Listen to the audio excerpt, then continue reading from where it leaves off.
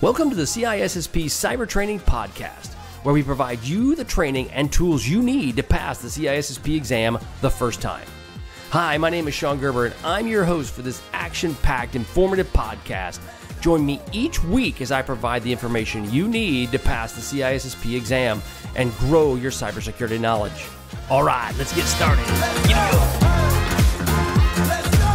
Good morning, it's Sean Gerber with CISSP Cyber Training, and I hope you all are having a beautiful, blessed day today. Today's a gorgeous day here in Kansas.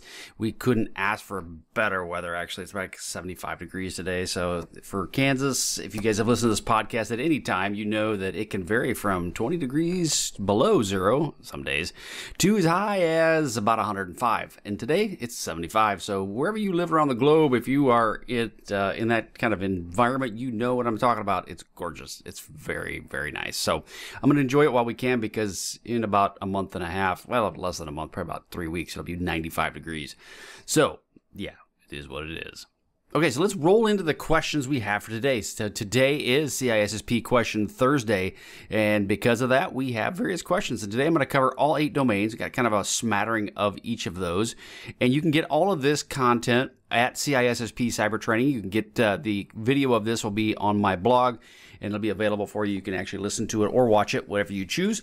If you want to have access to the questions, you can go ahead and log into CISSP Cyber Training and gain access to all of the questions I have, and the list is continuing to grow. But like I mentioned before with this class, or I should say with this podcast, that the ultimate goal is these questions are not ones that you would necessarily see on the CISSP, but the concepts are what you would anticipate to see on the CISSP exam. And that's the overall challenge that you need to work through. This is the concepts. This isn't the actual questions, and understanding and trying to memorize questions just to pass the test. For the CISSP, yeah, that's not going to work. You're going to have to understand the overall concepts so that you can answer the questions based on a senior management level. So let's roll into question number 1. A company stores highly sensitive customer data on a cloud server. The data is encrypted at rest and in transit. However, the company also allows employees to download the data to their local laptops. Probably not a good idea. Which of the following controls would be most effective in mitigating the risk of unauthorized data disclosure in this specific scenario? A. Multi-factor authentication. D. DLP on employee laptops. C. Role-based access controls on a cloud server. Or D. Encryption of the data at rest on employee laptops. So now, each of those are very good, and if you stand them alone amongst themselves. However, when you want to find the most effective way for mitigating the risk of unauthorized data disclosure in this specific scenario, the answer would be B, data loss prevention on the employee laptops. Now, the DLP will specifically focus on preventing unauthorized data exfiltration. Now, what does that mean? It means that data could still get out, and you can still have employees send the data out. However, the unauthorized piece of this is the fact that they would be secure with some level of protection on each of the documents. So you could have a document sent to, I don't know, Timbuktu, any place on the planet, and if it is protected with a DLP product, it could be, if it is, it would be protected to restrict people from having access to it. Now, the challenge is if you open it up to the globe and you put DLP on it and you don't put the necessary controls to mitigate the risk, then you're not really doing yourself any good. You've created a placebo, and that's about it. So you need to follow through with the DLP products that you engage on your products, on your insider risk program. Question 2, a company uses digital rights management, or DRM, to protect its intellectual property documents. However, the employees have reported the difficulty using DRM, leading to some resorting to emailing sensitive documents without DRM protection. Which of the following actions would be best way to address this specific issue? Okay, so your employees are doing stuff they shouldn't do because they don't like the product and it's hard on them. A, implement user training on alternative secure document sharing methods. C, disable DRM altogether. Or I should say that's B. C, increase the access controls for DRM protections or documents. Or D, fine employees who violate the document security policy. So it's probably might be a combination of a couple of those, right? One is you want to, so what would you do? Well, you'd want to implement some level of user training. It's important that you teach your people how to utilize the product and get it to the best way it possibly can, and potentially give them an alternate secure document sharing method. What I have learned with employees is that it isn't always a one size fits all in all situations. However, if you start giving different types of alternatives, it can dilute the process, and then you can actually have more challenges down the road. The other one you might want to consider, though, is if people are blatantly trying to disrespect, not the right word, go around the policies you have in place, you may have to look at some sort of disciplinary action on the employee. Bottom line is that if you have a policy in place, they should follow it. If they choose not to follow it on their own fruition, then you may need to do something different with the employee to include potentially letting that individual go.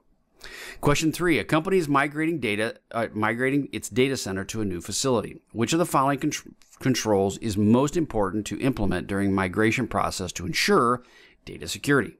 So a company is migrating its data center to a new facility. Which of the following is the most important to implement during a migration process to ensure data security? A, update all server software to the latest patch level. B, implement strong access controls for a new data center. C, back up all data before the migration begins. Or D, conduct a risk assessment of the new data center. Again, what's the most important thing to implement during the migration process to ensure data security? And the answer is D, conduct a risk assessment of the new data center. You want to really, all these things are important, right? When you're looking at a new data center, backup data, implement strong access controls, and so forth. But you really want to, first thing you want to do that's most important is conduct a risk assessment of the data center to really understand what are your risks.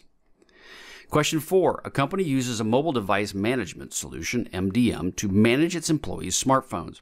However, some employees have rooted or jailbroken their devices, basically cracked them open, figured out a way to take the software off that manages them, bypassing the MDM controls. Which of the following actions would be most effective in addressing this specific issue?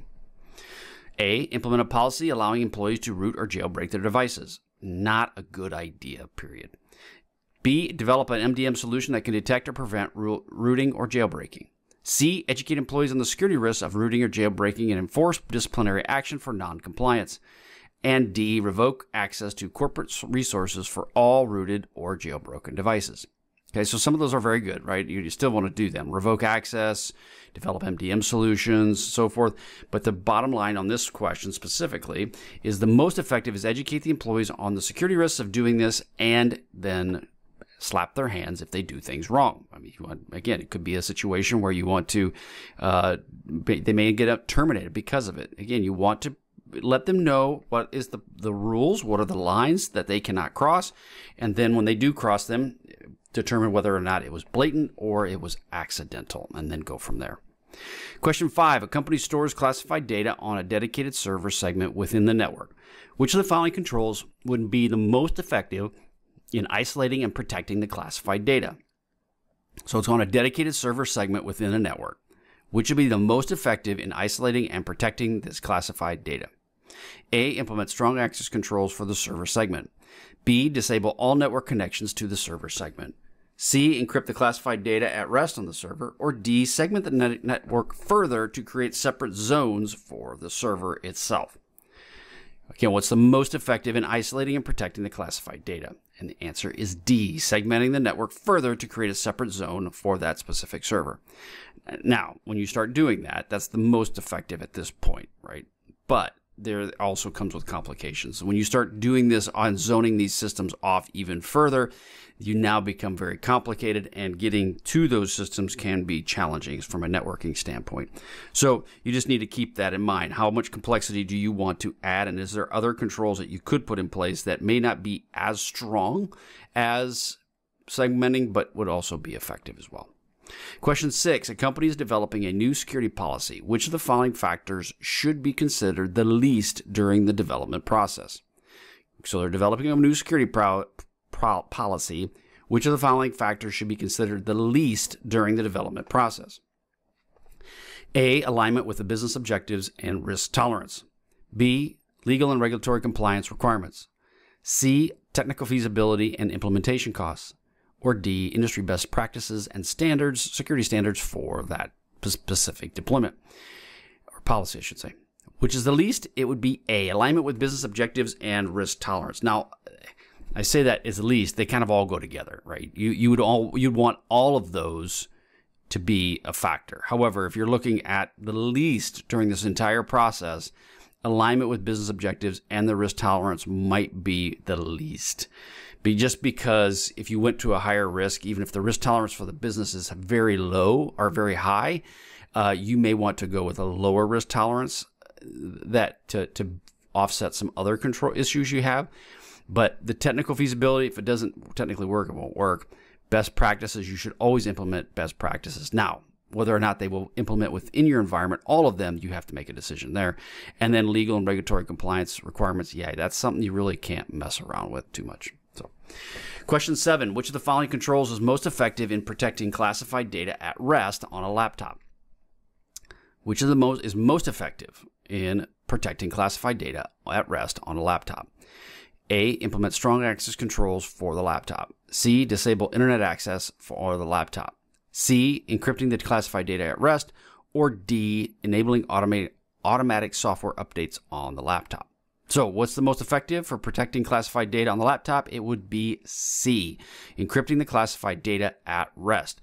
So again, obviously implementing strong access controls is a great thing you should do. It is, it's very good.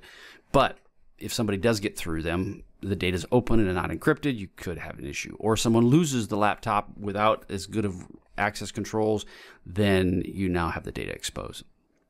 Question 8, which of the following is a security architecture is designed to provide a secure connection between the organization's internal network and a public cloud service? So, which of the following security architectures is designed to provide a secure connection between an organization's internal network and a public cloud service? A, bastion host. C, honeypot.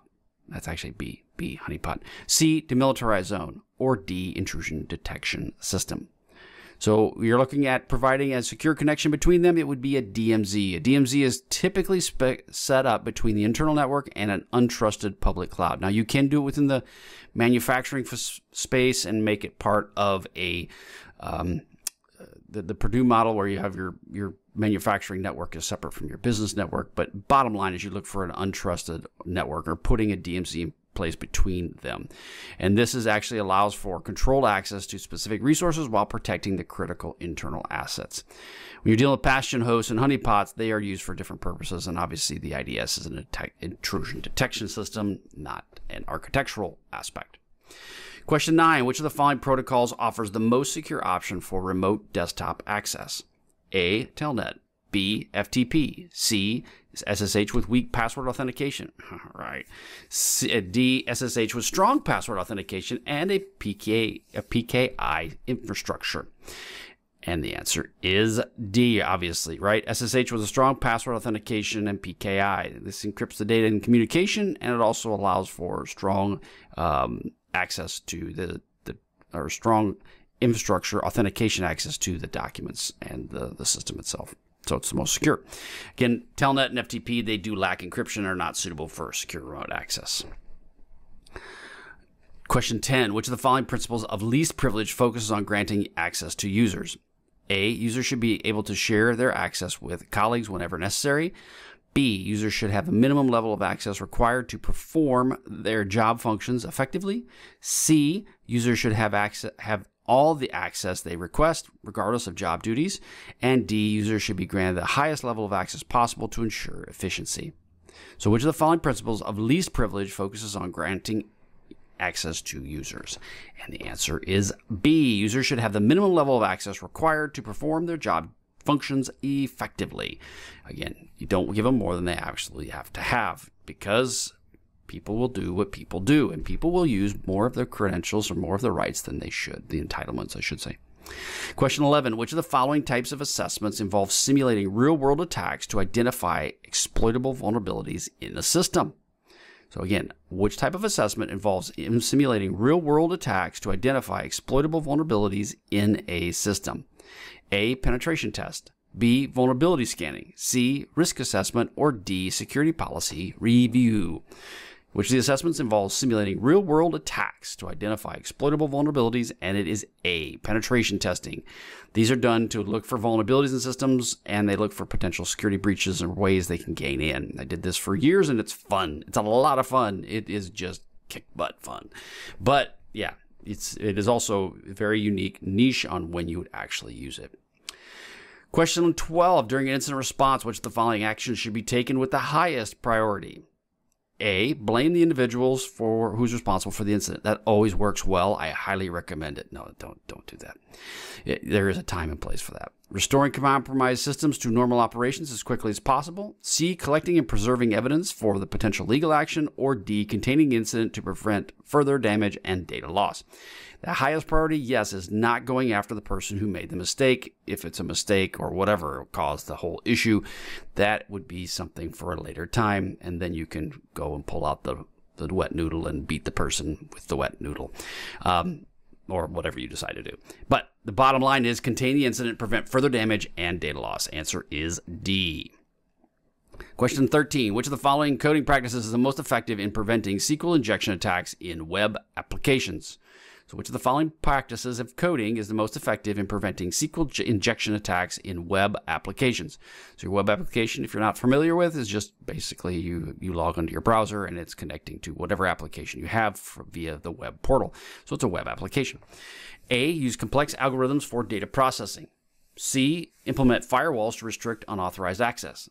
C, validate and sanitize all user input before processing it. Or D, encrypt all data stored in the database. Again, those are all important, right? But when you deal with start peeling back the layers and then go with a SQL injection attack, the answer would be C, validating and sanitizing user input before processing it. Obviously, when you have user inputs, you want people that are trying to do injection attacks will try to put different types of code into the input form and then try to execute that type of code.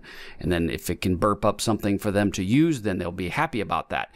If not, then that's the ultimate goal for an attacker is I'm trying to use as least amount that I possibly can to gain access, the greatest amount of access I possibly can. So again, SQL injections are vulnerable, or I should say systems are vulnerable to SQL injections when they don't have input sanitization in place on their database queries and so forth. So something to consider. Question 14. A company is outsourcing a critical business process to a third-party vendor. Interesting. Which of the following risk assessments, risk management activities is most important to conduct before finalizing the contract with the vendor? Okay, this is an important part, and I'd hate to tell you that, you know what, a lot of times it doesn't happen. They actually come to us after the fact and say, hey, we just got this contract. Can you take a look at them? And then we look at them and they go, we go, what did you do? So then you have to kind of put some duct tape and baling wire to try to keep this whole thing together. But again, that being said, what's the most important to conduct before finalizing the contract with the vendor? A, conducting a security awareness training session with the vendor's employees. It probably wouldn't happen. B, including security requirements and controls within the vendor's contract. Good idea. B or C, performing a vulnerability scan on the vendor's IT infrastructure. Possibility. Or D, requiring the vendor to obtain a specific security certification. That is not a bad idea, but before the contract is signed, probably not going to happen because these things take time. So the answer is B, including security requirements and controls within the vendor's contract. So if they don't meet it, then things happen, right? So that's the ultimate goal if you can get it in there. So that's why the relationship you have with your vendor support, your procurement, all of those folks is extremely important because they are the front lines. They can actually help you with the contracts to ensure that the right controls are put in place. Question 15. A security analyst detects unusual network traffic originating from a server within an internal network. Traffic appears to be attempting to transfer sensitive data to an external IP address. Not good. Which of the following actions should a security analyst take as a first step? Okay, so you have something that's inside your network trying to send stuff out to someplace else, to an external IP address, and you are thinking it could be sensitive data. A, isolate the compromised server from the network to prevent further data exfiltration. B, analyze the network traffic logs to identify specific data being transferred. C, reboot the server, potentially to stop the suspicious activity. Or D, notify management and document the incident along with the organization's incident response plan. Now, okay, the interesting part on all this is the answer that we have right here for the first step would be to isolate the compromised server. but these are going to work in conjunction. You may isolate that. Now, you have to really be confirmed that that is actually what's happening before you go and isolate things, because sometimes it might be part of their daily job, but it's a parallel type operation. One, you would isolate the compromised server, most definitely. You would also notify management and document the incident at the same time. So you'd want to make sure you're starting to keep a paper log of what you are doing. But the first step should be isolate the compromised server from the network to prevent any further sort of data exfiltration. Okay, that is all I have for today at CISSP Cyber Training. Head on over and get your stuff. You want it. You know you do. You're looking to pass your CISSP. Head on over to CISSP Cyber Training and you will have access to all of my videos. You'll have access to all my training and to the questions that I've created over the years. So it's a great place for you to start. If you're just wanting some free content, go to the blog. You'll love it. There'll be lots of good stuff there for you as well. And then just listen to the podcast. That'll help you go a long way. Bottom line, though, is I have a blueprint that is available to you on CISSP Cyber Training. That blueprint will step you through what you need to do to be prepared for the exam, step by step by step. If you follow it, you will pass. I can't stress this enough. If you follow the blueprint, you will pass. Why do I say that? Because it steps you through each of the different areas that you must know and be connected with. If you try to just circumvent it, I don't know. It's a crapshoot. You just don't know what's going to happen. But that doesn't mean that you can't pass it without the blueprint. You can. You surely can. I did. But the blueprint is designed to help you, guide you, and direct you, and give you the steps you need to pass the CISSP the first time. Okay? Have a wonderful day, and we will catch you on the flip side. See ya.